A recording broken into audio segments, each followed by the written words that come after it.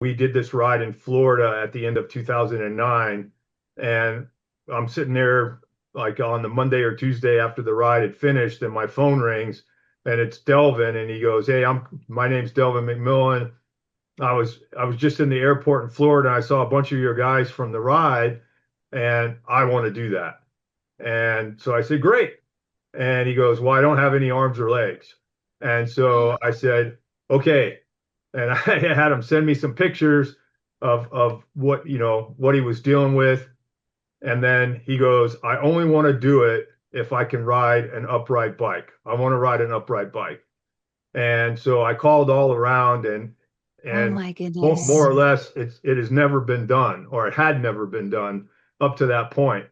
So I called my buddy at Shimano that I mentioned earlier, and I said, "Send me handlebar systems, braking systems." So whether it was a BMX bike, a mountain bike, a road bike, a triathlon bike, I just got all the different pieces. And then for about 6 weeks through trial and error, I just kept trying to figure out the combination of things so that he could shift, brake, and steer without crashing.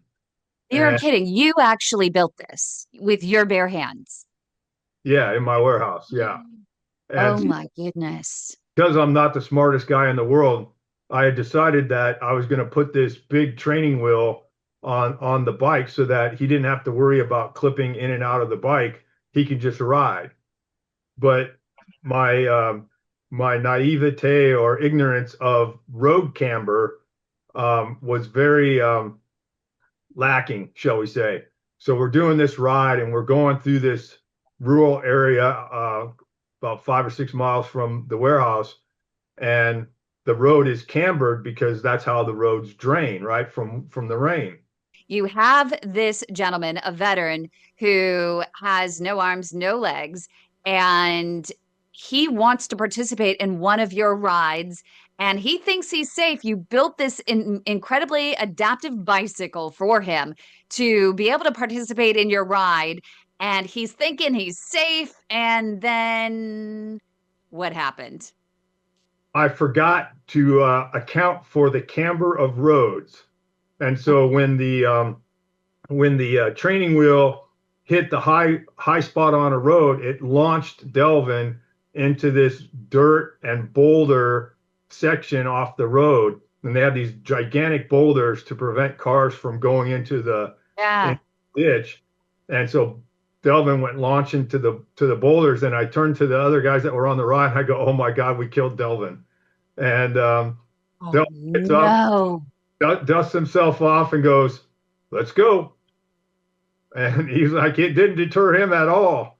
And when you have prosthetics, you don't have to worry about road rash. So he just got right back on. And I said, "We need to go find a wrench and get that training wheel off before we kill him for real." That's Delvin. So Oh, no way. See, we built this whole handlebar system for him. Interesting. Wow. This is actually the second version of it, because the second version we were able to make it with disc brakes, so he could actually do better. This is a bike we made for a blind um, Dissertec Marine, and this is us participating in the LA Marathon. This is a guy with no arms who did the Leadville 100 mountain bike race on that bike. Oh, out here in Colorado? Yep.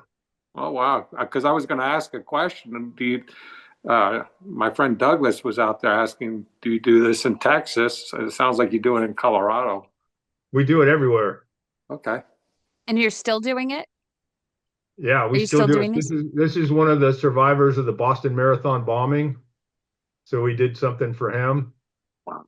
There's the same guy with on a road bike, and then these are these EOD guys, and they always got blown up.